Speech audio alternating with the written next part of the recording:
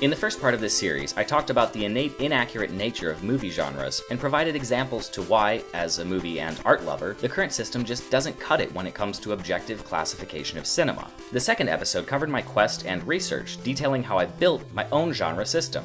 This third and final episode in the series will cover exactly what makes up the different components of the aesthetic genre system and how to use it. Let's jump right in. In order to fully understand how the system I created works, each element identified must be fully explored. When looking at a given film's fingerprint with visual tone in mind, it's important not to look at what is presented, but how it is presented. Within the context of visual tone, there are three main categories: naturalistic, distinct, and artificial. The films with a visual tone of naturalistic will be attempting to depict a sense of grounded reality through visual adjustment or lack thereof. Having a naturalistic visual tone immediately gives credibility to a given narrative and works well as a device for audiences to leverage their suspension of disbelief. A naturalistic film will have a majority of the following elements: natural-looking colors, believable contrast, natural-looking saturation, and a lighting scheme that appears to follow natural or at least on-screen physical sources, rather than being lit for strictly stylistic or compositional purposes. A naturalistic element that is important to note is the use of black and white before 1970. Although black and white films had largely died out by the 70s,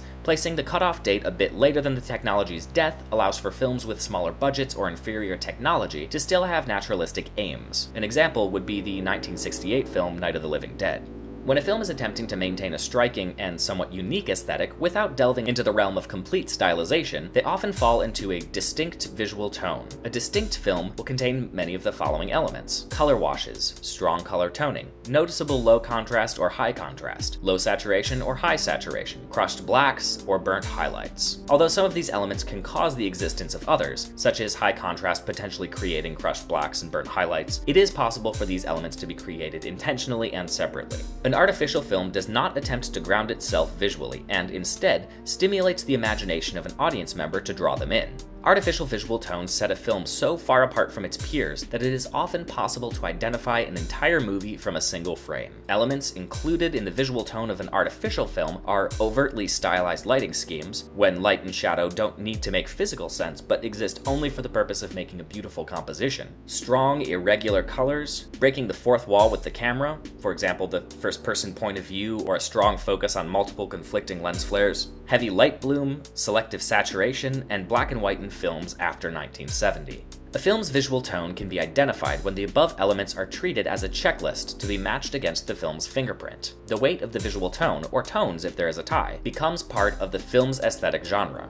The visual subject of a given cinematic work is an attempt to classify groupings of commonly depicted elements that are vague enough to allow for the entire history of film, yet concise enough to serve as a functional identifier. The visual subject of realism identifies a film that has human central characters, modern locomotion, modern technology, takes place in a modern era, and may attempt to adhere to reasonable real-world physical and logical visual patterns. The aesthetic genre system is not binary in nature, and a film can have many elements that may seem contradictory, but no element is mutually exclusive. This is evidenced by the fact that some films have human and non-humans as central characters, and this attribute signifies two separate elements rather than forcing a choice between them. Defining what the term modern means in regard to a depicted location, era, and technology is directly related to the year the film was released theatrically. If the elements in question shown within the film are set within 15 years before or after the release of the movie, then that element counts as modern. This cutoff allows for a 30-year window of relevance and grounded visual appeal to most audiences. As far as adhering to the law of physical restrictions and scientific limitation, few films get it right. Since the system in question is based solely upon visuals, a good example of this would be a character reloading manually every 6 shots from a standard revolver. This element is hard to nail down if the aesthetic genre system is operating with minimal input. Elements such as these are why it is ideal, though impractical sometimes, for a viewing of the film rather than basing the results strictly off a movie's fingerprint.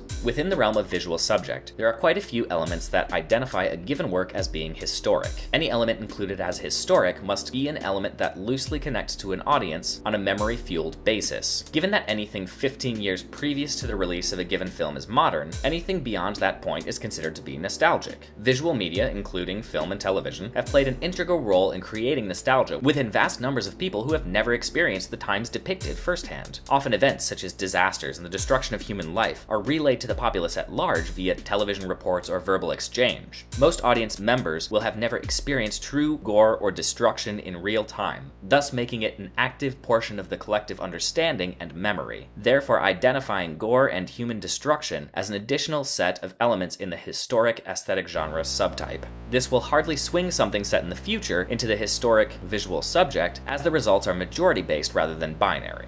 The final category of the visual subject is that of the imaginary. Future and fantastic locations, eras, and technology are applicable elements. Imaginary creatures and non-human central characters are also common staples of imaginary films. The last element to be addressed is a flagrant disregard for real-world physics. The film may have its own internal logic, but as long as it shuns common physical boundaries, the film qualifies for this element. Often shown as magical powers or pseudoscience superpowers and over-the-top action sequences, this element of the imaginary is one of the more frequent visual subject identifiers. In order to properly classify a movie using the aesthetic genre system, a bare minimum requirement is the fingerprint of the film in question. Once the images have been analyzed, elements may be checked off the framework one by one. The categories in both visual tone and visual subject with the most elements are combined to create an aesthetic genre such as naturalistic imaginary. For example, is it possible for there to be a tie within the framework? Many ties may be avoided by examining how often the elements in question are used and how often they're on screen.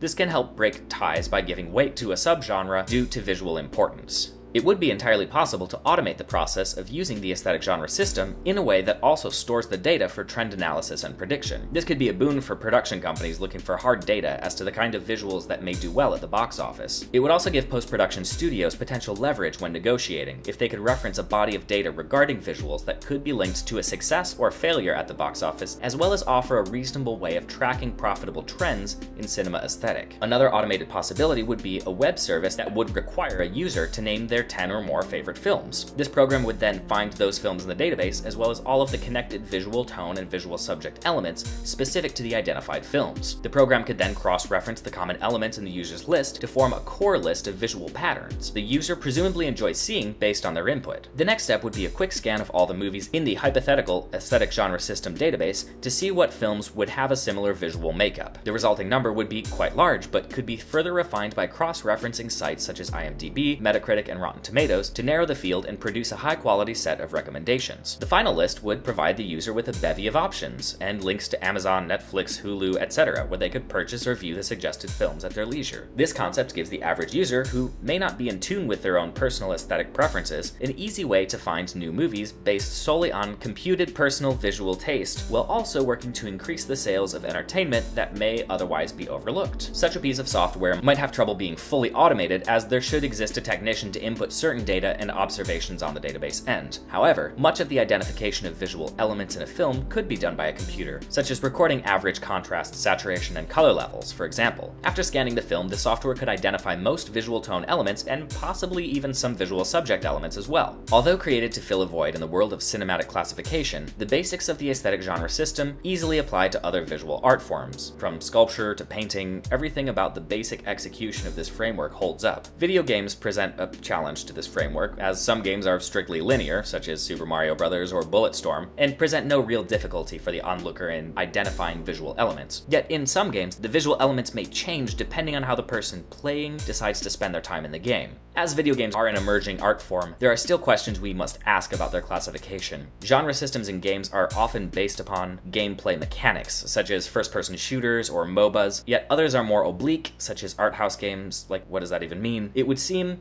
given the peculiar nature of the art form, that a new framework specifically for video games should be created in order to accommodate for innovations within the format. Despite these issues, the aesthetic genre system seems as though it would comfortably apply to most linear games. As the technological and social landscape continues to rapidly evolve, it's incredibly important to allow cinema to grow and change. The industry needs to take a long look at everything it's doing and re-evaluate why it's doing so. Previous to my efforts with the aesthetic genre system, there was no solid, itemized classification system for film, to my knowledge. In fact, outside of those who watched this video, there still might not be. The future of cinema cannot be approached with a shaky foundation. The aesthetic genre system is, at least in reference to this tiny aspect of movies, a starting point. a stable floor on which to expand, test new ideas, and push forward. I hope you enjoyed this 3-part exploration of the inherent issues, solutions to, and alternatives to genres in film. Do you have an aspect of movies, filmmaking, or Hollywood you would like us to cover? Let me know in the comments. This has been Cinema Cemetery, digging 6 feet deeper into the film industry and culture.